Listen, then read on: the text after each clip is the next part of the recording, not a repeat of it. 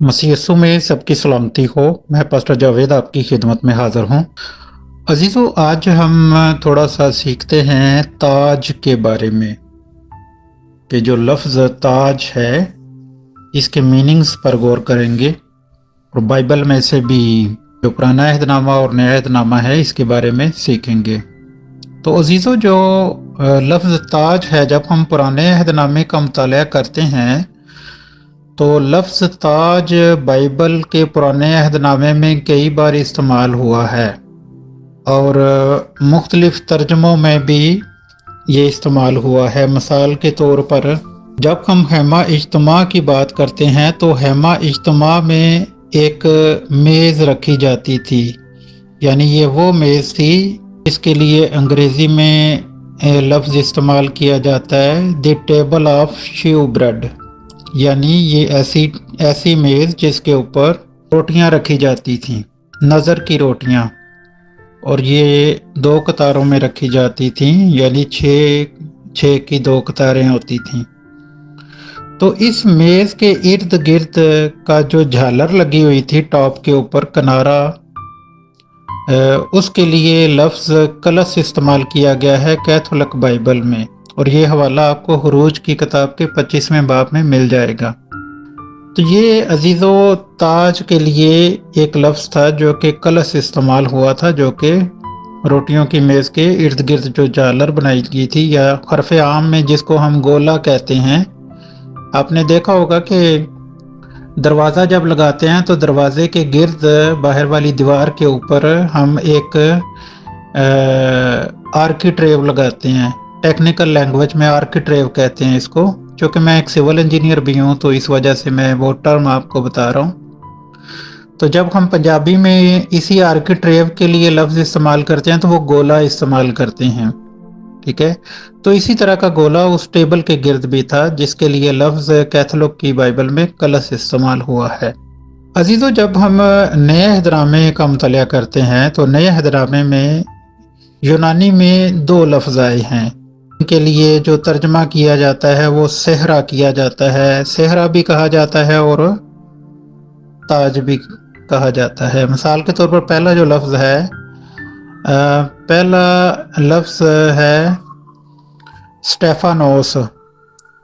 अजीज़ों, Stefanos के लुग़वी मायने अहाता करना के हैं या घेरना के हैं, यानी किसी भी चीज़ को जब घेरा जाता है, और इससे मुराद वो पत्तियों से बना हुआ ताज था जो खेलों में जीतने वालों को दिया जाता था। जब भी कोई खेल में जीत के आता था तो उसके सर पर वो पत्तियों का ताज बनाकर उसके सर पर रखा जाता था, यानी उसको इज़्ज़त बख्शी जाती थी।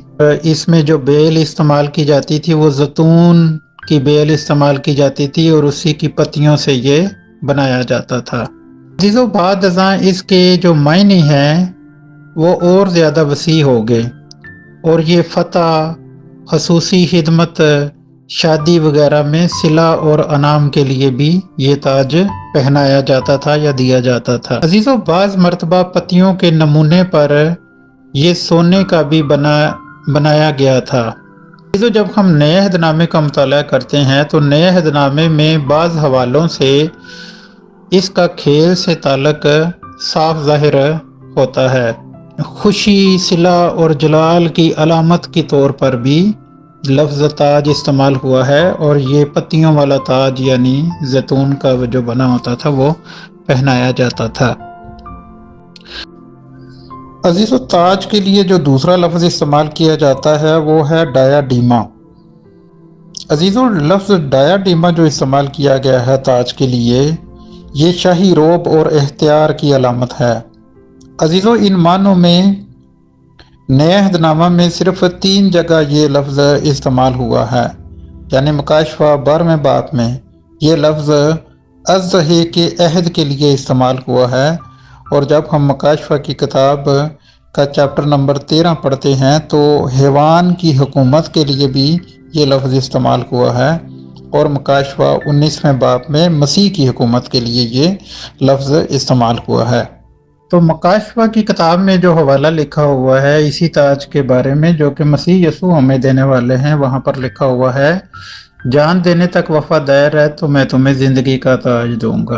अजीजों, दुनिया में बहुत बेशकीमत ताज हैं। जो मलकाए विक्टोरिया थी इंग्लिस्तान की, तो उसके सर के ऊपर जो ताज था वो बेशकीमत हीरों से बना हुआ था, यानी उसमें जिनकी कीमत अदा करना बहुत मुश्किल थी, और दुनिया के अनमोल हीरे उसमें लगे हुए थे। और कहा जाता है कि दुनिया का सबसे महंगा ताज मलका बरतानिया का था।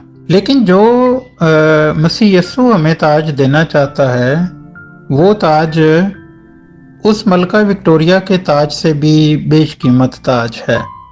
अजीजों, एक आपको कहानी सुनाता हूँ, एक स्टोरी सुनाता हूँ। ये जो हवाला मैंने पढ़ा है कि जान देने तक वफादार रहे तो मैं तुम्हें जिंदगी का ताज दूंगा। मसीहत के ऊपर बहुत ज़्यादा एज़ासानी थी और मसीहों को बहुत तंग किया जाता था और उनके आगे शराइत रखी जाती थी। ये उस दौर का वाक़या है जब मसीह यस्सु आसमान पर जा चुके थे। इतना जुल्म हुआ मसीहों के ऊपर कि उनको शराइत रखी जाती थी कि अगर तुम मसीह को छोड़ दोगे तो तुम्हें नौकरी भी दी जाएगी और बिजनेस भी तुम्हारा एस्टेब्लिश किया जाएगा और पैसा भी दिया जाएगा। तो इसी तरह मसीहों को जलील किया जाता था और एक कतार थी बहुत लंबी मसीहों की, और जिससे भी पूछा जाता था कि क्या तुम मसीह को मानता है। अगर वो ये कहता कि मैं मसीह को मानता हूँ, यानी मसीह मेरा रहनुमा है, तो उसका सर कलम कर दिया जाता था। इसी तरह बहुत सारे लोगों का सर कलम किया गया जिन्होंने मसीह का इकरार किया। और एक बार फिर क्या हुआ कि उन्हीं कतार के लोगों में से एक शख्स से पूछा गया कि क्या तुम मसीह यस्सु पर ईमान लाता है, तो उसने अपनी जान जाने के डर से मसीह यस्सु का इनकार कर दिया। तो जैसे ही उसने इनकार किया तो उसको छोड़ दिया गया, उसको इनाम भी दिया गया, उसको नौकरी भी दी गई। लेकिन जो भीड़ देख रही थी, उस भीड़ के अंदर से एक छोटी सी बच्ची भागती हुई आई और उस बच्ची ने आकर कहा कि इस शख्स की जगह पर मेरा सर कलम कर दिए। तो उन्होंने पूछा कि तुमने तो कोई जुर्म नहीं किया, हम तेरा सर क्यों तन से जुदा कर दें।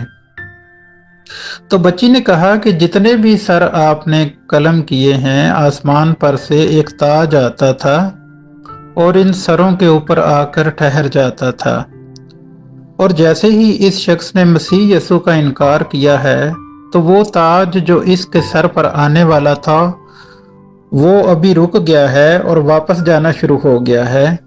मैं चाहती हूँ कि ये ताज मेरे सर के ऊपर आ जाए। तो अजीजों, उस बच्ची ने देखो कि सबके आगे मसीह यस्सु का इकरार किया और उस ताज को जाने ना दिया। ऐसा ईमान अजीजों हम में भी होना चाहिए। हम ऐसे ताज को हासिल कर सकते हैं जो मसीह यस्सु हमें देना चाहते हैं। पिछले दिनों इसी ग्रुप में एक क्वेश्चन भी किया गया था कि मसीह यस्सु को जो ताज पहनाया गया था, कांटों का ताज, वो कांटों का ताज जो था वो किस दरख्त के कांटे थे। अजीजों, कांटे तो कांटे ही होते हैं, हाँ वो किसी भी दरख्त के हों।